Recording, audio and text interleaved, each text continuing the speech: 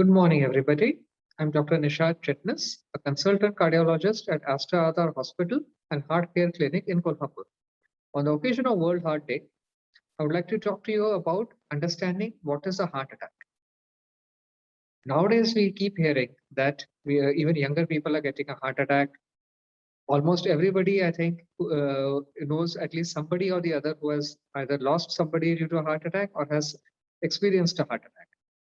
Heart attacks are getting more and more common in India, and this is mainly because of our changed lifestyle, more stress, and a higher incidence of high blood pressure and diabetes. Now, the heart is the most essential organ of the body.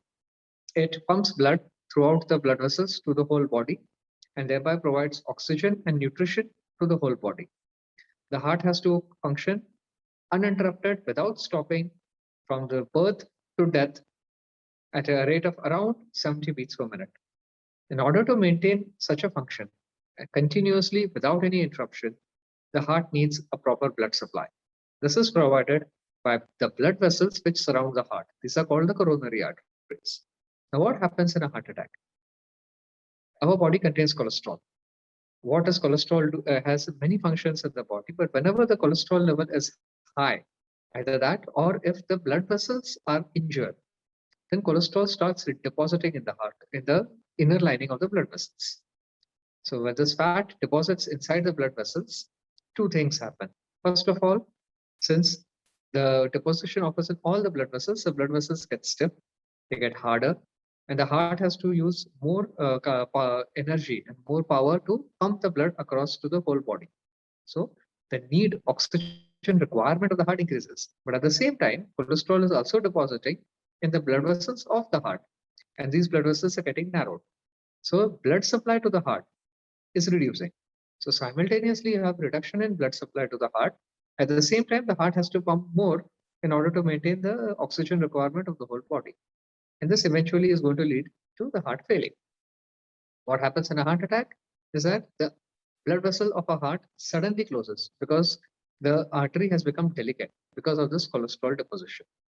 And the sudden closure of the artery because of blood clot forms there causes a heart attack. So that is what a heart attack is. How does one treat it? There are two ways of. First of all, it has to be identified.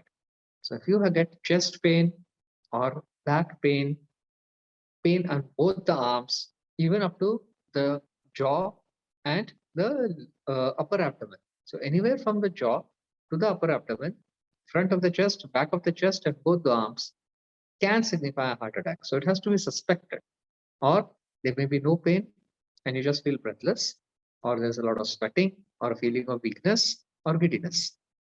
It has to be confirmed by an ECG. And there are other blood tests and echocardiography which can confirm as well.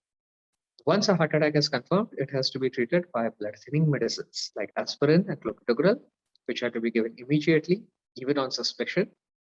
But once a confirmation is done, then we can use either what is called as a clot buster or a thrombolytic drug, or even better, if it is possible, go for an emergency angiography followed by an immediate angioplasty of the blocked artery. So this will open the vessel and stop the heart attack.